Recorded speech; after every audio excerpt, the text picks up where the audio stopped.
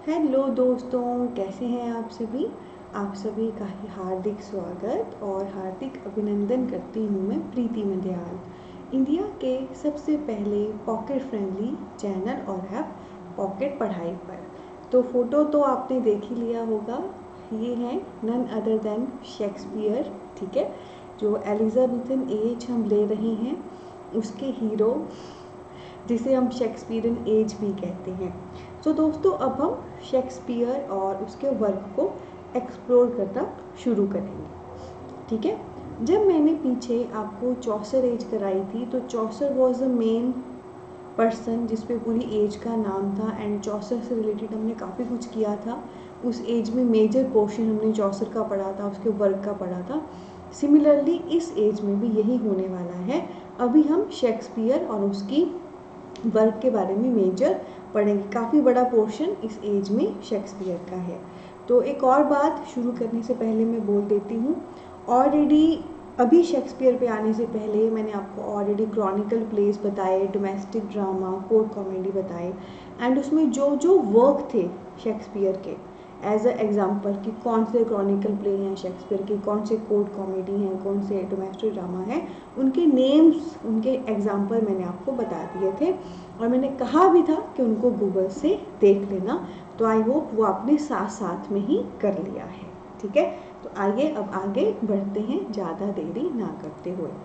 तो दोस्तों ये हैं हमारे नन अदर देन शेक्सपियर भाई साहब।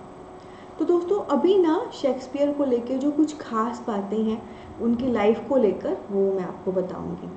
तो शेक्सपियर को लेकर सबसे पहली खास बात क्या है, ये एकमात्र ऐसे ड्रामाटिस्ट हैं जिन्होंने ड्रामा की पूरी स्टेजेस देखी है, उसके बिगिन से लेकर उसके डिक्लाइन तक, ठीक है।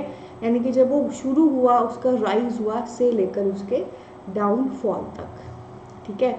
तो एलिजाबेथन एज को हम शेक्सपियरन एज भी कहते हैं। शेक्सपियर बेसिकली ड्रामास के लिए जाने जाते हैं। 37 ड्रामा, 37 प्लेज उन्होंने लिखे हैं।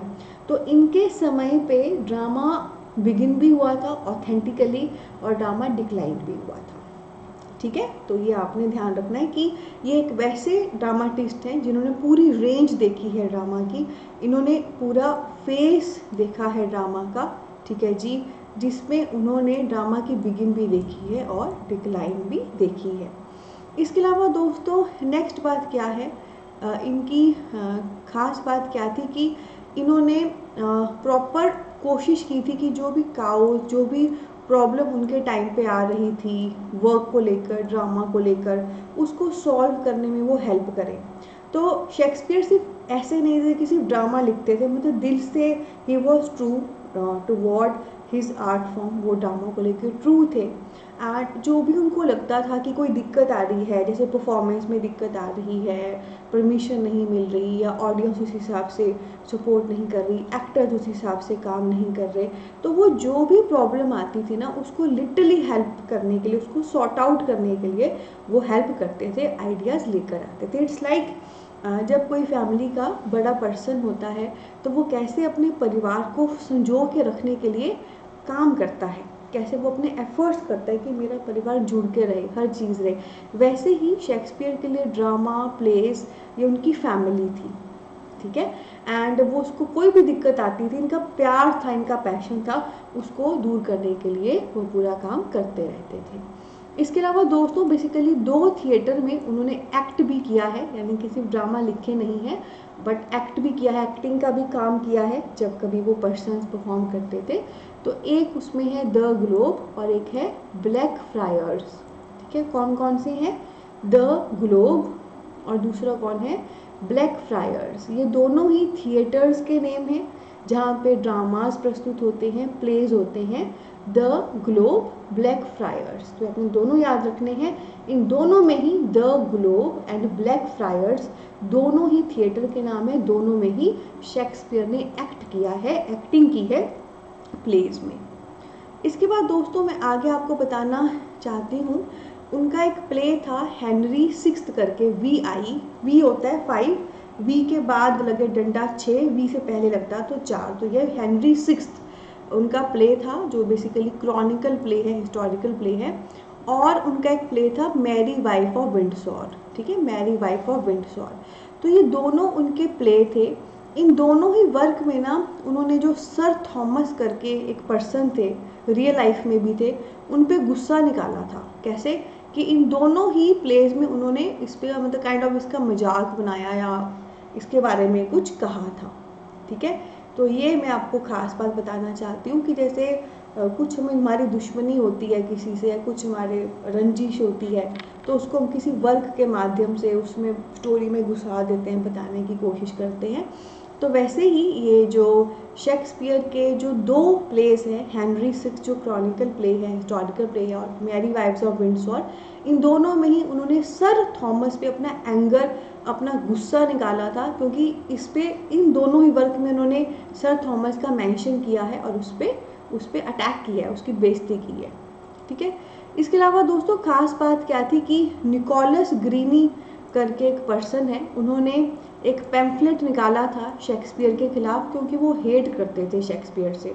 तो इस वर्क में तो हमको ये पता लगा कि शेक्सपियर नफरत करता था सर थॉमस से, तो उस पर अटैक कर दिया अपने वर्क हेनरी सिक्स और मैरी वाइफ ऑफ विंडसॉर पे।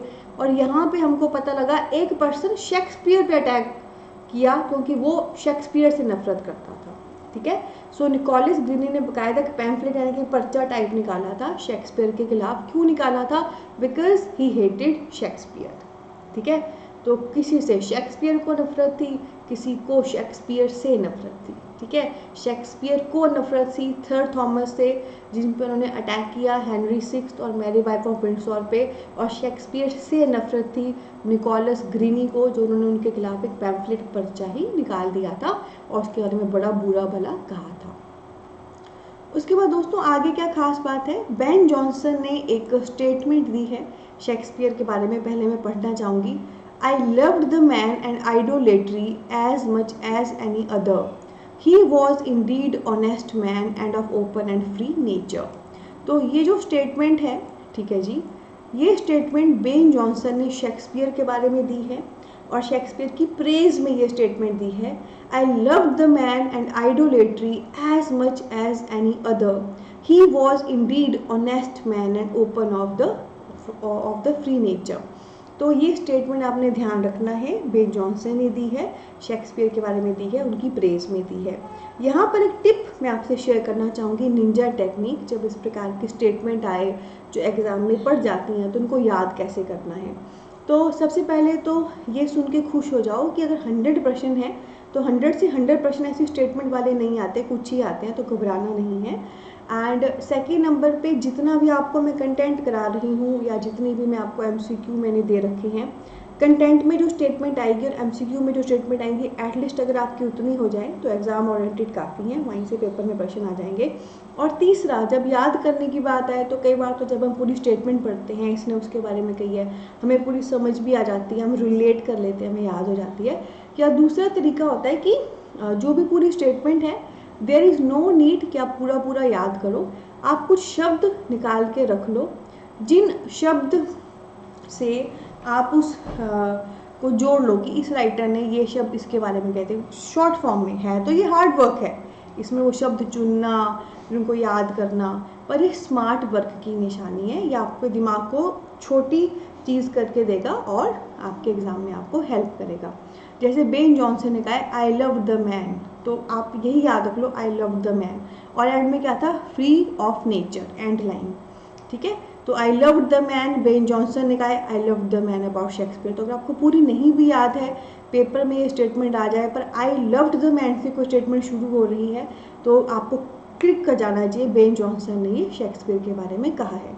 तो शुरू की लाइन याद रख ली, एंड की लाइन याद रख ली, बीच के कुछ चुनिंदा शब्द याद रख लिए जो बाकियों से उसे अलग कर रहे हैं, जो आपके ब्रेन को हेल्प करें उस मोमेंट पे याद करने के लिए। तो ये निंजा टेक्निक मैं आपको दे रही हूँ, पूरी स्टेटमेंट नहीं याद करने का, सिर्फ वो चुनिंदा भाग सेंटेंस का याद करने का, या वो सिर्फ चुनिंदा शब्द याद करने के कि आप एग्ज़ाम में सही क्लिक कर पाओ। ठीक है, उसके बाद दोस्तों नेक्स्ट मैं आपको बताना चाहती हूँ कि जो हमारे 3 पार्ट्स थे हेनरी सिक्स्थ के और रिचर्ड 3 के, ठीक है, तो ये खास बात आपको बताना चाहती हूँ। Henry sixth actually total play हैं शेक्सपियर के 37 उसमें से 10 जो हैं वो क्रॉनिकल यानी कि हिस्टोरिकल प्ले हैं, जिसमें हिस्टोरिकल वे से या चीज़ें बताई गई हैं। तो इनके 3 पार्ट्स थे हेनरी सिक्स्थ के, और एक रिचर्ड 3। हेनरी सिक्स्थ के 3 पार्ट है, रिचर्ड 3 अकेला ही है। ये बेसिकली दोस्तों इंग्लिश क्रॉनिकल हिस्ट्री की सक्सेसन है। कहने का मतलब क्या है कि जो अगर मैं प्रॉपर इंग्लैंड की बात करूं, वहाँ के क्रॉनिकल वे से, मतलब प्रॉपर सिस्टमेटिक वे से ईयर्स वाइज हिस्ट्री जो बताई गई है उसकी बात करूं, तो उसके लिए ये बहुत अच्छी चीज़ है।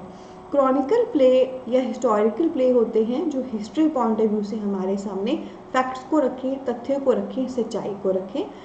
शेक्सपियर के पूरे 37 प्लेस हैं, जिसमें से 10 उसके यही हिस्टोरिकल प्ले हैं। उसने राजा महाराजाओं की ही बात की हैं, उनके ही true facts, figure and historical point of view से बताए हैं। तो अगर मैं इंग्लिश क्रॉनिकल हिस्ट्री की बात करूं, उससे इसका लेना देना है। इंग्लिश यानी कि इंग्लैंड, क्रॉनिकल यानी कि जो क्रोनोलॉजी वे से हिस्ट्री बताए, उससे इसका लेना देना है। और साथ में एक और बात क्या है दोस्तों, probably they were started by Marlowe and ended by Shakespeare, कि ये जो इंग्लिश क्रॉनिकल हिस्ट्री थी इसको शुरू तो क्रिस्टोफर मार्लो ने किया था, पर इसको अंत जो है शेक्सपियर ने किया था। कहने का मतलब क्या है कि शेक्सपियर ने तो नॉर्मल ये प्लेस लिखे, हेनरी सिक्स्थ या रिचर्ड 3, पर ये बेसिकली इंग्लिश क्रॉनिकल हिस्ट्री करके एक वर्क था जिसमें इंग्लैंड की हिस्टोरिकल वे से चीज़ें बताई गई थी। इसको ना मार्लो ने शुरू किया था, क्रिस्टोफर मार्लो ने शुरू किया था, पर इसको ख़त्म जो है फिर शेक्सपियर ने किया था। ठीक है, इसको जो है ख़त्म है वो शेक्सपियर ने किया था। ठीक है, एक में दोस्तों जुड़े रहिए।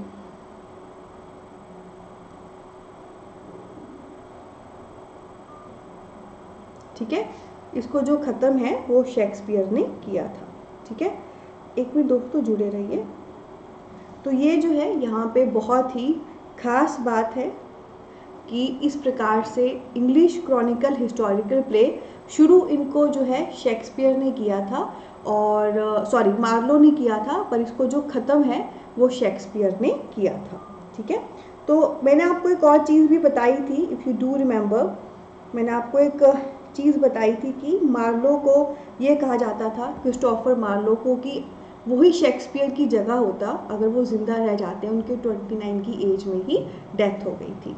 तो ये आपने जो है, हमने कुछ खास बातें अभी की पूरे वर्क को लेकर। इंग्लिश क्रॉनिकल हिस्ट्री इनको शुरू किया क्रिस्टोफर मार्लो ने, और हेनरी सिक्स्थ या रिचर्ड 3 ये वर्क जो शेक्सपियर के हैं वो इसी के ही पार्ट्स थे। तो ये कह सकते हैं मार्लो ने बिगिन किया और शेक्सपियर ने फिनिश। सो दोस्तों यहाँ पर ओवरऑल मैंने आपको एक इंट्रो टाइप दे दी। तो एक आपने शेक्सपियर को आपने गूगल कर लेना है, उसके बाद हेनरी सिक्स्थ को गूगल कर लेना, मैरी वाइफ ऑफ विंडसॉर को गूगल कर लेना। जो भी प्लेज आते रहेंगे शेक्सपियर के मैं आपको बोलती रहूँगी, गूगल कर लो।